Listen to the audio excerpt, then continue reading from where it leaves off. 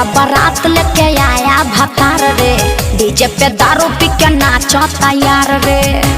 अरे का कहीं दुआरा बारात लेके आया भतार रे, डीजे पे दारू पी के नाचो तैयार रे।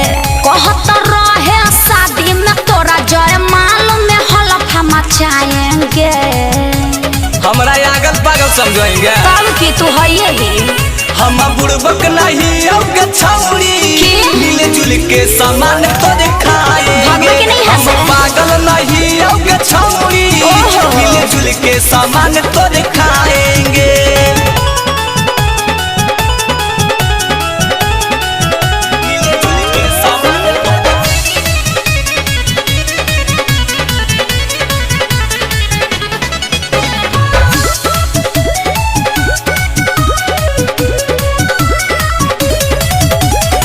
भात भतार के ससुरा में खैबौ बने नहीं हर रे। लैका जे होतौ त तोरे बोलबौ गाबेला सोहर रे।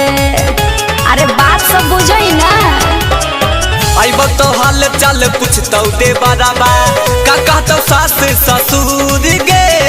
रिश्ता कनवा न जान न कही है, भीरी आई है जरूर गे। हुआ के गाँव में ममहर के नाम में रिश्ता तोरा से बनाएंगे। हे गे हमरा भैया मत बताइया, नहीं तू फिक्र मत कर। हम बुड़बक नहीं आओगे छौरी, मिले जुल के सामान तो दिखाएंगे। हम पागल नहीं आएंगे छौरी, मिले जुल के सामान तो दिखाएंगे।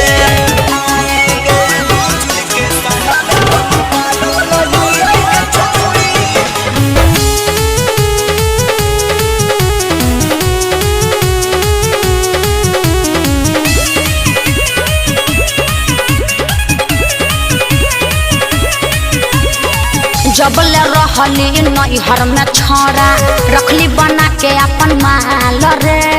खाइल पियल मनवा हमारो मारो हक मलाल रे। बड़ी चालू बनही तू, कहीं जब से शादी के छौरी, दे देनी हमारा धोखा गे। अमिता यासिक के लागे न मामा, मिले न कबो मौका गे। कहो तो तेरा शादी अमित ससुराल में अपना रचाएंगे। अरे बात समझ गेली ना। अच्छा हम बुड़बक नहीं आओगे छौरी, मिल जुल के सामान तो दिखाएंगे। हम पागल नहीं आओगे छौरी, मिल जुल के सामान तो दिखाएंगे। दुआरा बारात लेके आया भतार रे, डीजे पे दारू पी के नाचो तैयार रे। कहत रहे शादी में तोरा जयमाल में हलफा मचाएंगे। हमरा अगल पागल समझेंगे, तब की तू है ही हम बुड़बक नहीं आओगे छौरी, मिले जुल के सामान तो दिखाएंगे।